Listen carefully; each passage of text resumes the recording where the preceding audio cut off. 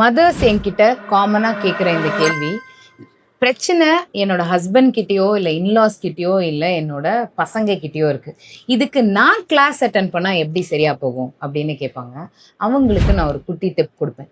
இப்போ ஒரு பிரச்சனையை சால்வ் பண்ணணும்னா உங்களுக்கு என்ன ஸ்கில் தேவை? முதல்ல ஃபஸ்ட் அண்ட் ஃபார்மோஸ்ட் நீங்கள் காமாக இருக்கணும். ஒரு பிரச்சனைக்கான சொல்யூஷன் நீங்கள் காமாக இருக்கும்போது மட்டும்தான் அந்த தீர்வு கிடைக்கும். ரெண்டாவது, ஒரு கிளாரிட்டி தேவைப்படும். அந்த கிளாரிட்டியில் நீங்கள் இருக்கும்போது தான், அந்த புரிதல் உங்களுக்கு இருக்கும்போது தான் உங்களால் அந்த பிரச்சனையை எப்படி அணுகணும் அப்படிங்கிற ஒரு கண்ணோட்டம் தெரியும். மூணாவது, அந்த பிரச்சனையை எதிர்கொள்ள வேண்டிய கான்ஃபிடென்ஸ்.